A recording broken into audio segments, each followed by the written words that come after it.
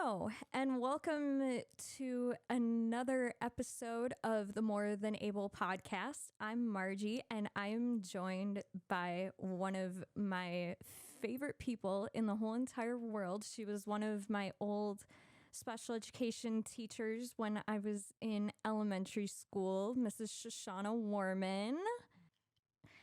Welcome, Shoshana. Thank you. Thanks for having me. I'm excited to be here. So, you and I know each other from elementary school. Yes.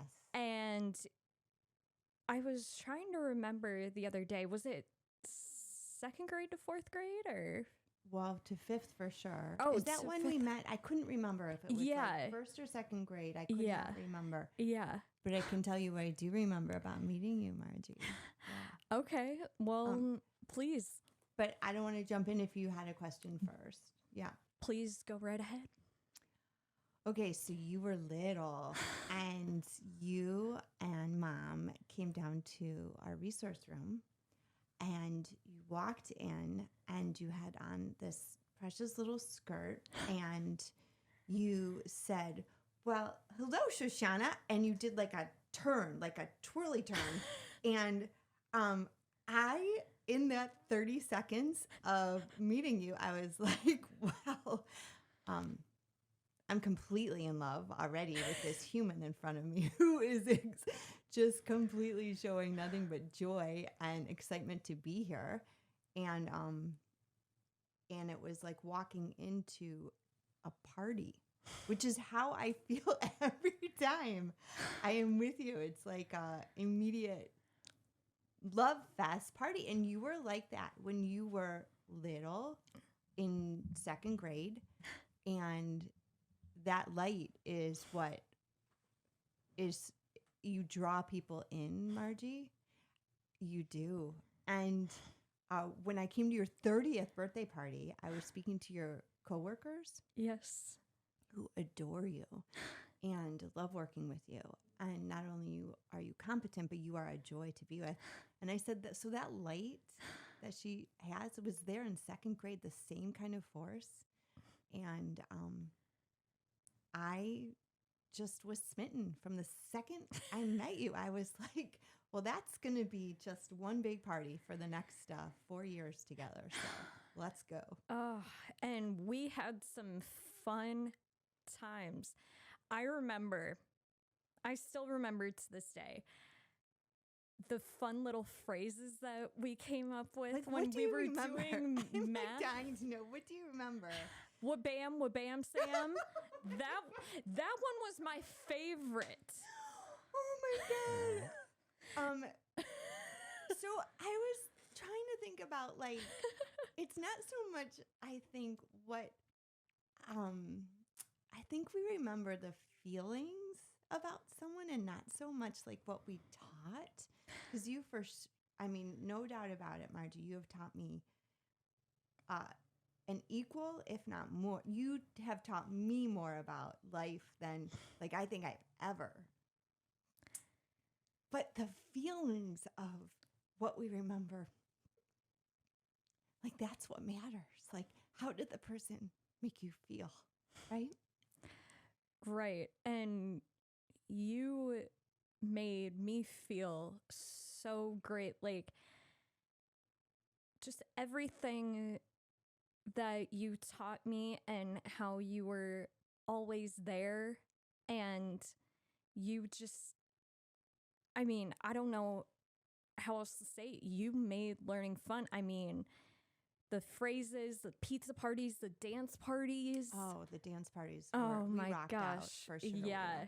I don't even know what we listened to in your classroom then, but yeah, we had fun. Yes, we did. Oh, and the News to You that little was our party newspapers. Friday. Yeah, yes. Every Friday. Mm-hmm. Yeah, so for those of you who didn't grow up in the late 90s, early 2000s, like I did, News to You, they were these like almost like newspaper things, and they had pictures on them of different like movies and things that like were happening around that time. And we would all sit around the table and we'd read them and oh my Take a break. gosh. Yeah, and just take a break from all the quote unquote stress of elementary school. So what inspired you to be a special education teacher? Oh, I think that's a great question. Well, you know, Margie, when I was a little girl, they diagnosed me with something called an auditory processing disorder, which meant that like I can't hold large units of information as well as other people. So I had to learn to write everything down. Like I'm looking at your notepad in front of you. You also write things down. And I got really savvy at learning how to take notes and remembering what people said.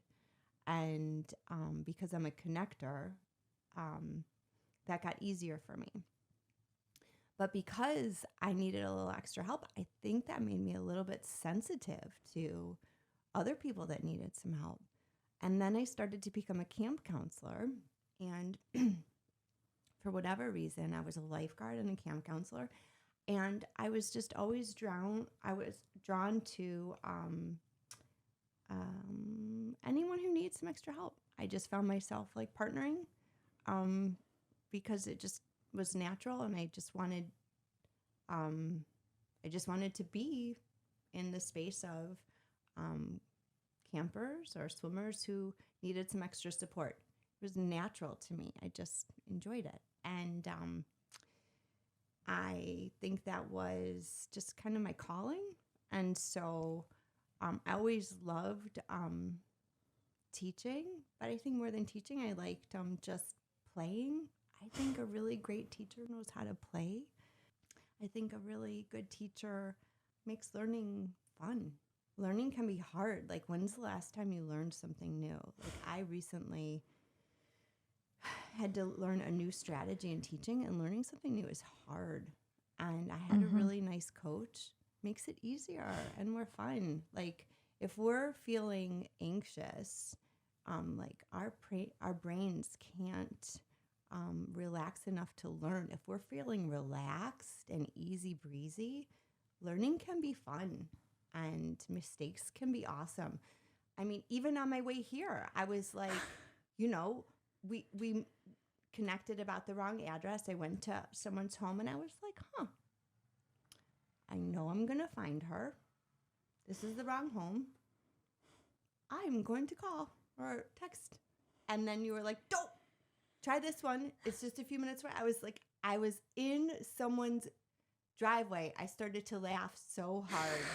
I hope no one was watching. I was like, I'm on it. I got in my car and I was like, do. I was like, do. On my way. I'm on my way right now.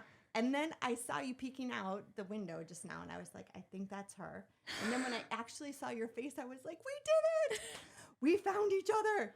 And I was just so happy to see you. And I actually think that is how we navigated teaching together, right? Or teaching together, because I do think we teach each other, Margie. Absolutely. And when mistakes happened or when I saw...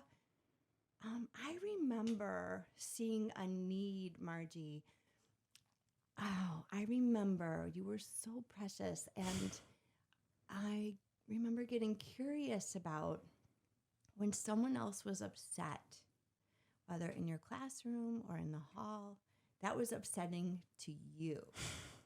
I remember watching you get worried about other people that were upset. And so in my head, I was like, that's our work, Margie. So do you remember Cool Joe, the lion hanging, the puppet? Kind of, yeah. Yeah.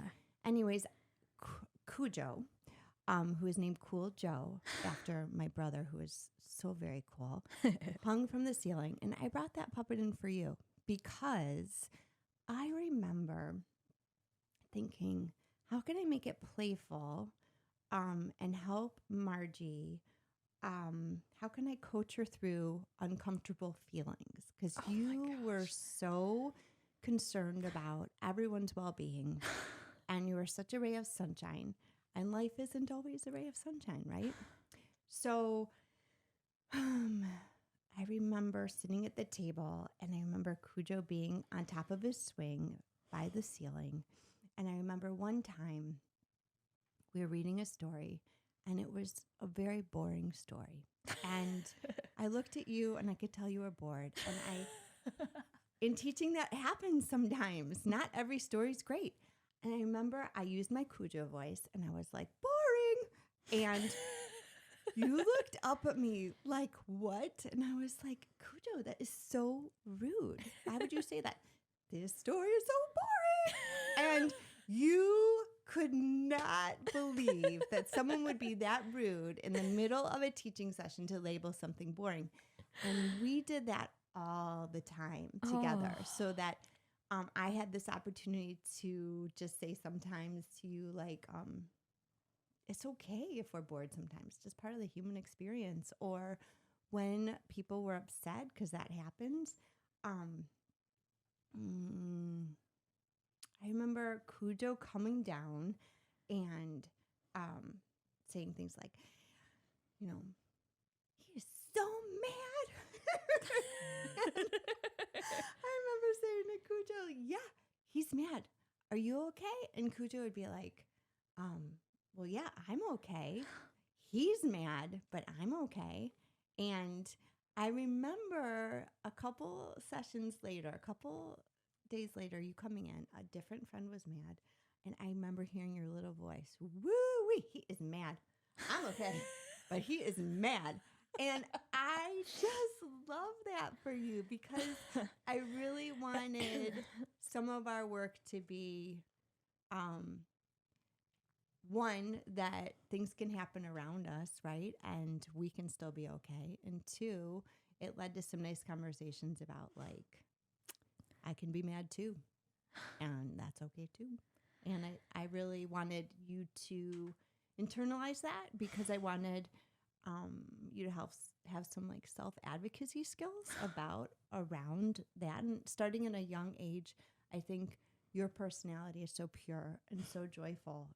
And I wanted to work a little bit on, with such a pure spirit, making sure that you got to voice your own opinion. That was really important to me. And I think you have turned into a very powerful advocate for yourself. And that is so important, Margie. And not only an advocate for yourself, but an advocate for others, right? Mm-hmm. It's true, Margie. I think that you have just developed into this, like, competent, self-assured young woman. And at an early age, I think you had some people in your life who were, like, coaching you on, like, you can be mad too. You can say, I don't like that. And that was my favorite part of teaching with you, honestly. You were a great reader from a young woman. Math was hard. Still is. Yeah. So I remember one time I put masking tape on the floor, because you had such a hard time identifying, like, a circle, a triangle, square. And I put huge pieces of masking tape on the floor. And you came in and we walked it. And we walked the circle. And I was like, round and round and round we go. And we just kept walking. I was like, stop. And I was like, a circle. This is a circle. We just walked it. And then we did sharp turns for our triangle. And, like, I tried to come up with creative ways for you to experience shapes, because you do very well with experiences. And so, like, do you remember cooking with me at all? A little bit, yeah. Mm-hmm. So, like, we used numbers and we brought in, like, food and cooking. Oh, Do you yeah. remember those huge cookies your mom would send in? Like those. Oh, yeah, like the M&M cookies Yes. Oh, so good. Yeah. That has nothing to do with teaching, but we really enjoyed those cookies. Yes. Oh my gosh. Well, and I mean the pizza parties and the dance parties. Do you remember our pancake day, our random act of kindness, where we would go take orders with our cart? Yes. So That was, yeah. Oh. We had fun. Well, Yeah. and that was all because of you. I mean, you made learning fun. It was like, yeah, we had like regular classrooms, like regular, and like we did fun stuff in there too. But you, like, we would come in and you would be like, okay, here's what we're doing. We're going to make this fun. And Well, yeah. you were just so easy to have a party with. You were just so easy to teach, Margie. You just, you were game on, like, for learning and joy. And I just feel like, your mom always, she really watched you, Margie, and she brought into your life meaningful experiences. So she watched, like, what are you passionate about? Music. What are you passionate about?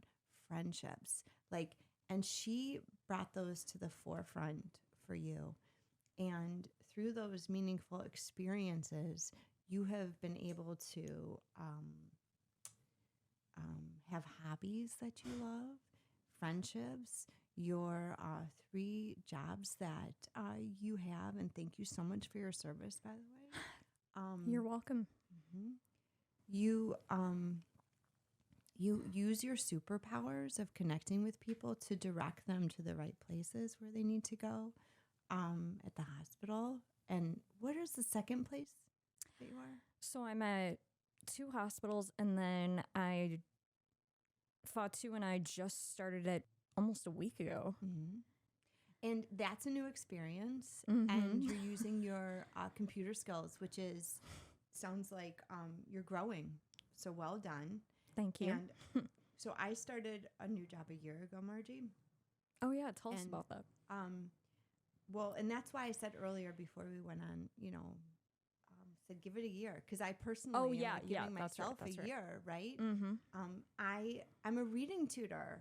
I applied for this job, Margie, about 5 years ago, and I did not get it. And I came with some really strong credentials, right? And I really liked the people interviewing me. They really liked me, and they said, Shoshana, you need to get training. You need more expertise in reading. And I walked out of there feeling like, what? I've been teaching what is for happening? 25 years. What? And so, but you know what? Then I went and got the training, and it took me a couple years. I kind of nervously reapplied about a year ago. So I asked myself, well, what is making you hesitate about reapplying to this job? Well, my ego a little bit, to be honest. Like, I didn't want to be rejected again. Like, what if I got all this training and they still said no? And then I was like, well, what kind of role model would that be for your daughter? Like, to not go for something again just because you were afraid to, like, fail and or be rejected. And I was like, well, that's silly. That's kind of silly. Try again. Mm-hmm. And so I interviewed again, and I was hired. And in hindsight, like, I really shouldn't have been hired 5 years ago because I didn't have the training I needed. So it was a great exercise in, like, humility, having to learn and grow and to become more of an expert in reading. And now I can use these skills that I have, and I can pair those skills with, I hope, my still funny nature. And I love it there. And I love teaching again. And it's nice being back in a school setting. And I'm really glad that I went for it again. And I think it was good for Davi to see, my daughter to see, try again, right? Because that's what we do. And so that's why I said, like, give it a year, like, your computer training skills, like, it takes time. Yeah, I'm still learning. I'm still learning a lot in the new job. So yeah, good to grow and stretch ourselves. It's also good to laugh at ourselves, like when we make Absolutely. mistakes, like oops, like Yeah. it's Rather so much- than get frustrated, right. just think of our little friend Yes, and be like, okay, it's okay for me to be frustrated. It's Yeah. okay for me to feel this way. 100%. It is so okay, and it's okay to laugh at ourselves. Right. And do you have people in your life that allow you to make mistakes and then support you in trying again? Absolutely. Yeah.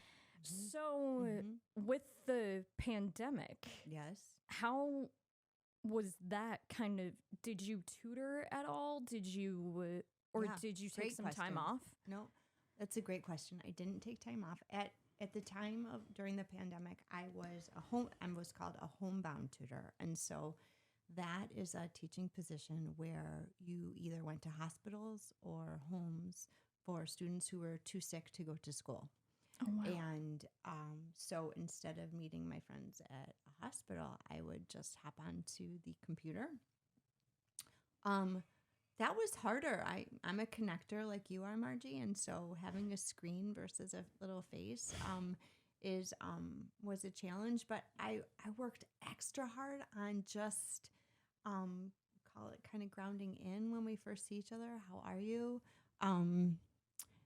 How's it going today? And we actually had our same breaks. Like we would take time to have a dance party.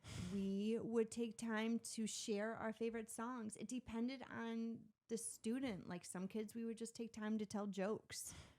Sometimes we would take time so that they could give me some insight into like all of the social media stuff that they were passionate about that I have like no idea like what's happening. And I was genuinely interested. And well, I think that's the ticket, to be genuinely interested in the human that is in front of you and curious about them. And also, I remember being really honest. Like some days were hard to teach through a screen. And some days I would end saying things like, that wasn't, I'm going to think about this and how to come at this in a better way tomorrow. This was a harder session. And I think that kind of honesty, I think, is appreciated by the student. And there's never really been a time where we didn't try again and it was better. Like there might have been a time where our next session wasn't perfect, but there's never, I can honestly say, in my 25 years of teaching, there's never been a time where if we both tried, it didn't get better. And that's kind of awesome. That's trust. That's like, try again. And a lot of times it became great. I would say most of the time we had fun, actually, not a lot of times, but the screen was harder, but it's what we had, which is better than nothing. And so we used it. And I hope that they felt how much I cared for them through the screen. And human connections better, like face to face is better, but in my opinion. I know that's not the way of the world right now, but in my opinion, I think like it's great to be in someone's company. So Totally agree. So, you have really thoughtful questions, Margie, and I can tell that you have spent time preparing for each person that has come into your space, and it is such a pleasure to be here. Thank you so much. Well, it's a pleasure to have you. I was honestly, I was so nervous about podcast, and I think that's kind of okay to feel nervous. Absolutely. But mostly I was just excited to see you, Margie. I was like, time with Margie, come on. My answer, a resounding yes. Where are we going? And what are we doing? Yeah. Let's go. I mean, yeah. like I've stated, and I'll state it like 1,000 more times, you helped shape me into who I am today. I mean, all the memories that I remember. I mean, yeah, I remember stuff out of the resource room, but I mean, I remember feeling like when I went to your last meeting at the school, I remember just feeling like my message to you was, you got this, girl. Like, you've got it. And two, like, go do good work. Like, go spread your joy and do good work. Like, you are ready. And I also think you, like, when I went to your 30th birthday party, I got to meet some of your people. Some of your people I've known since elementary school, and that you've maintained such beautiful friendships over the years is remarkable, and such a deep sense of community you have. And then also you have guides in your life, family and other friends around you, that you continue to do what I had hoped for, which is lead an independent, meaningful life filled with joy. And I'm thrilled for you. That's what I would want for all of us, Margie. So, well, thank you. Yeah. Look at you. I mean, you're amazing. Thank you. Yeah. Shosh. So what are you into these days? Like, what are your hobbies? And oh, okay. like, we're turning this around on me sorry, now. I haven't seen you in a while. So I like want to know, like, just, okay, people, here we go. What's for fun? Like, what do you do? Like, I'm still very much into music. Yes. Very much into concerts. Oh my gosh. I still love to read, although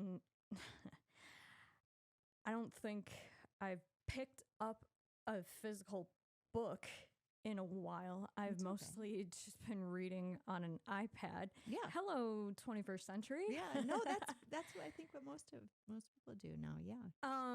And I like to hang out with my friends. And do you remember Parker? Yeah. I'm dating him now. What? Yeah, we've been going out for about, gosh, almost 4 months. Are you having fun? Oh my gosh, we're having a blast. I mean, it's different, which different is good. Yeah. But I mean, he drives. He's got a really great job, and I've never experienced having a boyfriend who, and he has his own place, who drives. And it's been great. And our families have been super supportive. Yes. I'm actually going to a baseball game with him and his family on Monday night. Fun. They invited me. Fun. So yeah, but does he make you laugh? He does. And do you share music together? A little bit. Not the same tape. Yeah, which is fine. Totally. I mean, opposites attract, right? Yeah. Oh, for sure. So, that sounds amazing, Margie. I mean, yes. You don't have to talk about this if you don't want to, but what was it like for you and Rob, your husband? Let's see. We were like best friends for a few years, and I think that's a nice way to start because you really know someone. And then he said, well, I'm falling in love with one of my best friends. And I was like, oh my God, are you talking about me? And he was like, yeah. And I honestly, Margie, I needed a minute. And so a couple months went by and I just was like thinking about it, and because he was like so dear to me already. And then I was like, a couple months later, I said, so yeah, let's do this thing. And like, I love you. And pretty much in that moment we were married, to be honest, because we already knew each other so well. And that's our story. It was like dear friends. And then he was like, I have these feelings. And I was like, no. And then I was like, let me think about it. And then I was like, yeah, game on. Let's live this life together.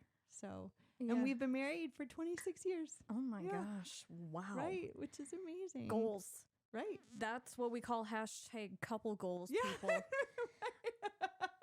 Right. I feel like, I feel very lucky. Yeah. Mm-hmm. Well, and I mean, you guys have been through yes, we have so much together. Like, I mean, he was on game shows. Yeah.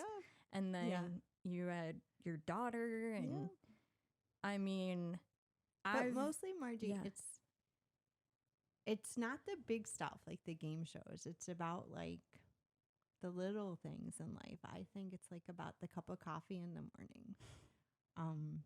So I recently turned 50, and he asked me what I wanted, and I asked for just a quiet bike ride, the two of us.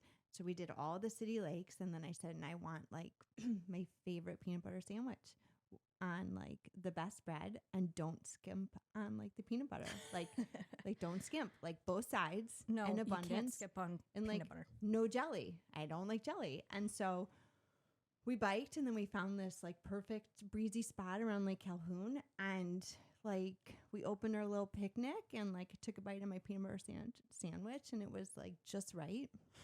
And I was like, this is it.